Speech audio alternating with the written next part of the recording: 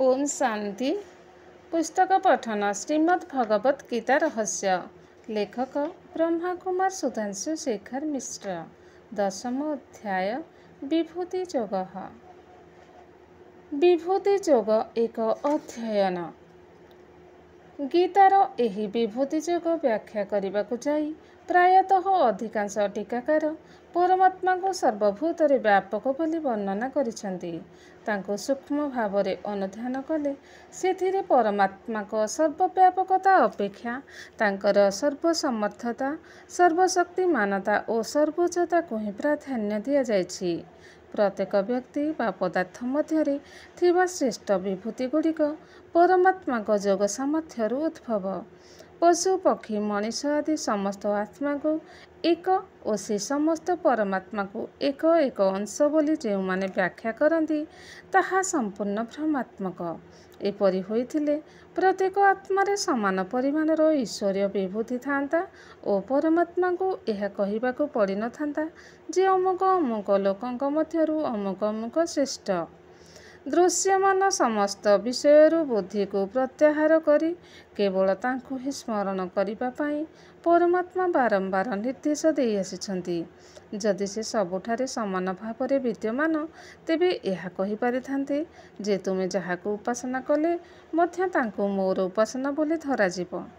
तेणु कौनसी स्थान रे मध्य गीतार श्लोक गुड़िक व्याकरण आधार रे आख्यारिक अर्थ बा व्याख्या न करी ता मध्यरे थिबा ईश्वरीय भाव को बुझिबा परम आवश्यक। गीता सुगीता कर्तव्यम। गीतार श्लोक जदि तार मौलिक ज्ञान दर्शनर विरोध करुछि तेबे ताकू उपेक्षा करिबा उचित हेबो बा ता मध्यरे थिबा सूक्ष्म ईश्वरीय भाव को बुझिबाकू हेबो। कौनसी आत्मा परमात्मा को विभाजित अंश नुहे कारण परमात्मा अविभाज्य। सुतराम कौनसी महान विभूति को तांकर स्वरूप बोली ग्रहण करिबा ठीक नुहे। सूर्यालोक समस्त विश्व प्रकाशित हेउथिले मध्य स्वयं सूर्य पवित्र सर्वत्र व्यापक भावरे विद्यमान नथांती। सेहीपरि ଯେଉଁ व्यक्ति बा पदार्थ मानकरे थिबा श्रेष्ठ श्रेष्ठ विभूतिଙ୍କ ठारू परमात्मा को सर्वश्रेष्ठ बोली कुहाଯାଇଛି बा सेगुड़िको तांको ठारू उत्पन्न बोली कुहाଯାଇଛି सेथि मध्यरे से स्वयं बा अंश रूपरे विद्यमान नथांती। दुईटी पदार्थ को पृथक विचार कले जाई गोटिकरू अन्यटिको श्रेष्ठ बा निकृष्ट बोली तुलना करा जाई परिबो। परमात्मा को दृश्यमान जगतर समस्त श्रेष्ठ विभूतिଙ୍କ ठारू पृथक बा सर्वश्रेष्ठ बोली प्रमाणित कराइबा हेउछि विभूति जोगर सूक्ष्म भाव। एहा द्वारा विनाशशील अनित्य शरीर बा पदार्थ ठारू मनुष्यात्मार बुद्धि निवृत्त होई परमात्मा प्रति आकर्षित हेबो जहाँकर जोग ऐश्वर्यर एक अंश समग्र विश्व ब्रह्मांड को शक्ति स्फूर्त और स्थिति देवा पाई समर्थ सेही परमात्मा को व्यतीत अन्य कौनसी स्थान रे बुद्धि को व्यर्थरे विचरण कराइबारे कि लाभ।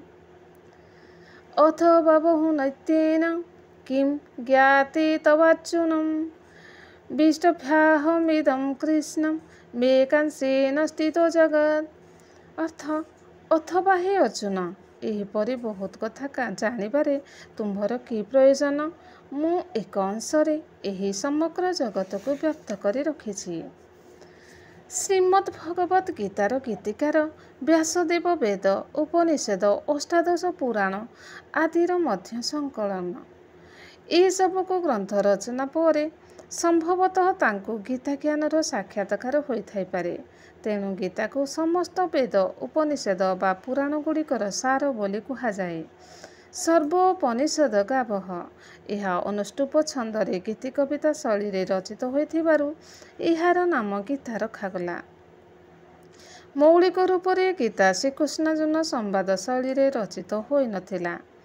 तिलक सिंह मतरे परवर्ती समय रे गीता महाभारत रे स्थानित होई एहार मौलिक रूपरे परिवर्तन घटिछि।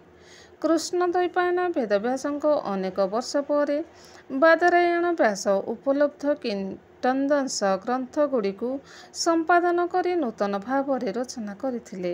ସେତେବେଳେ ସେ ମହାଭାରତରେ ହରିବଂଶ ସହିତ ଗୀତାକୁ ମଧ୍ୟ ସଂଯୋଜିତ କରିଥିଲେ, ଯଦ୍ୱାରା ଏହାର କଳେବର ବୃଦ୍ଧି ହୋଇ 1,00,000 ଶ୍ଲୋକ ବିଶିଷ୍ଟ ହୋଇଛି। ଏହି ସମୟରେ ସେ ବେଦ, ଉପନିଷଦ, ବ୍ରହ୍ମସୂତ୍ର ଓ ପୂର୍ବବର୍ତ୍ତୀ ପୁରାଣମାନଙ୍କର ମୁଖ୍ୟ ମୁଖ୍ୟ ଶ୍ଲୋକ ବା ଶ୍ଲୋକାଂଶଗୁଡ଼ିକୁ ଗୀତାରେ ସନ୍ନିବେଶିତ କରିଛନ୍ତି। ଗୀତାର ପୌରାଣିକ ଟୀକାକାରମାନେ ମଧ୍ୟ ଯେଉଁଠାରେ କୌଣସି ପୌରାଣିକ ଅର୍ଥ କରିବାର ଅବକାଶ ପାଇଛନ୍ତି, ସେଠାରେ ବେଦ ପୁରାଣରେ ଦୃଷ୍ଟାନ୍ତ ସହିତ ବ୍ୟାଖ୍ୟା କରିବାକୁ ପଶ୍ଚାତାପ ହୋଇନାହାନ୍ତି। ଏହାଦ୍ୱାରା ଗୀତାର ମୌଳିକ ସିଦ୍ଧାନ୍ତ ଗୌଣ ହୋଇ ଏଥିରେ ପୌରାଣିକ ବିଚାରଧାରା ପ୍ରାଧାନ୍ୟ ବିସ୍ତାର କରିଛି। ବିଷୟ ପ୍ରାସଙ୍ଗିକତା ଓ ସ୍ଥାନ ଦୃଷ୍ଟିରୁ ଏଠାରେ ବିସ୍ତାର ଭାବରେ ଏ ବିଷୟରେ ଆଲୋଚନା ସମ୍ଭବ ନୁହେଁ। ଏ ପୁସ୍ତକର ପ୍ରଥମ ଖଣ୍ଡ ଅନ୍ତର୍ଗତ ଶ୍ରୀମଦ୍ ଭଗବତ୍ ଗୀତାର ଯଥାର୍ଥ ସ୍ୱରୂପ ଓ ମହାଭାରତ ଯୁଦ୍ଧର ଯଥାର୍ଥ ସ୍ୱରୂପ ଓ ଗୀତା ପ୍ରକରଣର ପୁନରାବୃତ୍ତି ଲେଖା ଦ୍ୱୟରେ ଏ ବିଷୟରେ ସବିସ୍ତାର ଆଲୋଚନା କରାଯାଇଛି। ଗୀତାରେ ପୌରାଣିକ ବ୍ୟକ୍ତି, ବସ୍ତୁ, ବୈଭବ ବା ଘଟଣା ଅପେକ୍ଷା ଏକ ପରମାତ୍ମାକୁ ସର୍ବଶ୍ରେଷ୍ଠ ବୋଲି ସ୍ୱୀକାର କରାଯାଇଛି। ଉଦାହରଣ ସ୍ୱରୂପ ବିଭୂତି ଯୋଗ ପ୍ରକରଣରେ ଗୋଟିଏ ଶ୍ଲୋକରେ ପରମାତ୍ମା କହିଛନ୍ତି, ଆଦିତ୍ୟମାନଙ୍କ ମଧ୍ୟରେ ମୁଁ ବିଷ୍ଣୁ, ଜ୍ୟୋତିଷ୍କମାନଙ୍କ ମଧ୍ୟରେ ମୁଁ ଚନ୍ଦ୍ର।